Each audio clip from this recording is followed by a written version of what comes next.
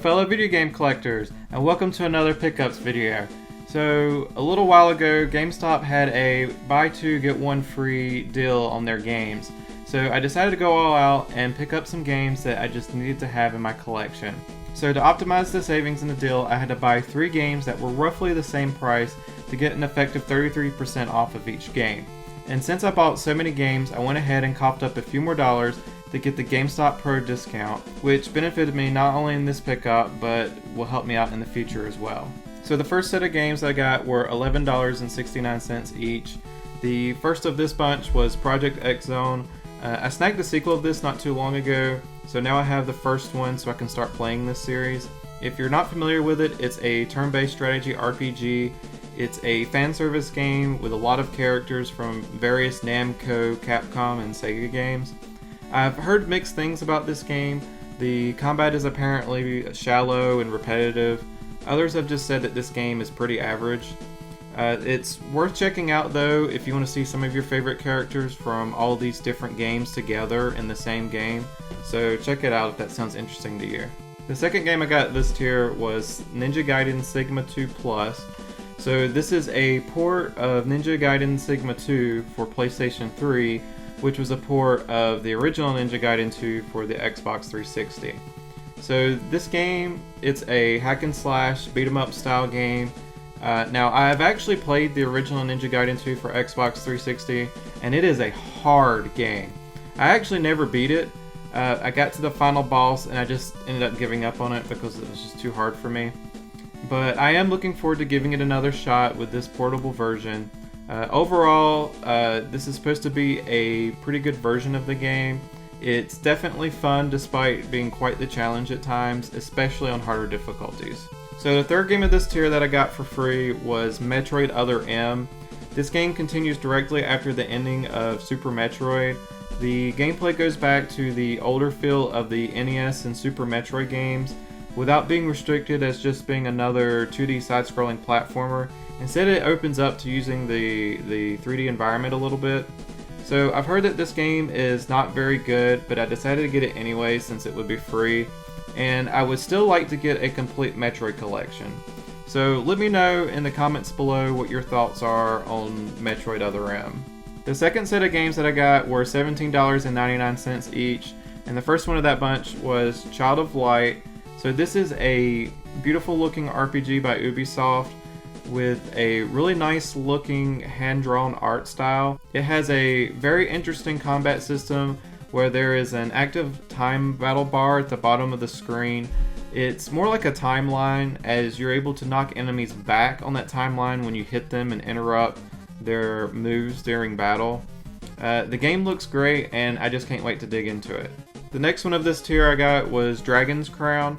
So here is yet another beautiful and great looking game. This game makes a callback to the old beat 'em up and brawler style games that I used to love playing in arcades. It has a great loot system and character progression that really encourages you to replay the game. And if you own the PlayStation 3 version, you can move your save file between the two versions. It definitely looks like a lot of fun and recommended for those who are looking for a great beat 'em up style game. Then the final game that I got of this bunch for free was Persona 4 Golden. So this is a HD port of the original PlayStation 2 title.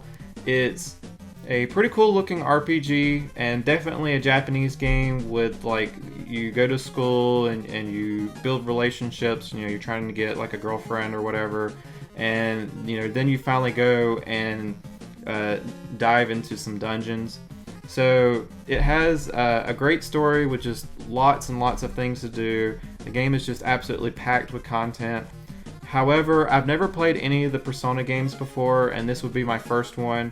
I'm not sure if I want to try and play Persona 3 before this one or not. So I'm going to ask you guys, should I just go ahead and dive into Persona 4, or should maybe I start with Persona 3? Let me know what you think in the comments below. And the last set of games I got were $22.49 each, and the first one of those was the Metal Gear Solid HD collection. So I snagged this because I've been itching to play through the entire Metal Gear series. The last and only time I've ever played a Metal Gear game was Metal Gear Solid 2. on PlayStation 2 a long time ago. So I figured I'd be way more likely to play through this if I bought the portable version of it for the PlayStation Vita. But however, do note that there is a better collection available if you're wanting to get this on PlayStation 3, and that is the Metal Gear Solid Legacy Collection. So get this instead if you're wanting to play it on an actual console and not the portable version. So this is something I picked up previously. This collection actually includes Metal Gear Solid 4 and a few other games that the HD collection doesn't have. But if you want to go portable, you'll have to get this one.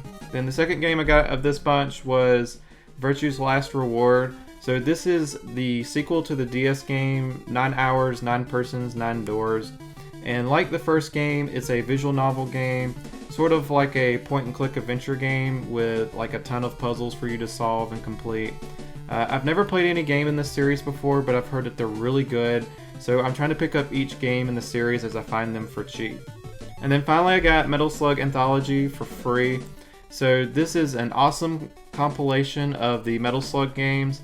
It includes Metal Slug 1 through 6 as well as X in their original forms, no remastering or changing of the games. The Metal Slug games are a run and gun arcade kind of game, and they are just a blast to play.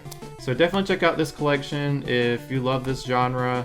There's also a portable version of this available for the PSP, so keep your eye out for that version as well. And that's everything that I've got to share with you guys. Thanks for watching. Be sure to give the video a thumbs up, as that always helps me out. Leave a comment down below if you have anything you want to say about any of these games that I showed you today. And if you're new to the channel, then be sure to subscribe. And remember, you gotta get the power up to beat the game.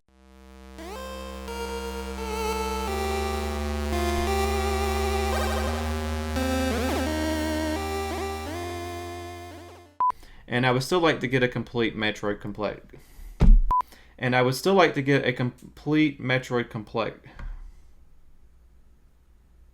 collection. Complete Metroid collection. It includes Metal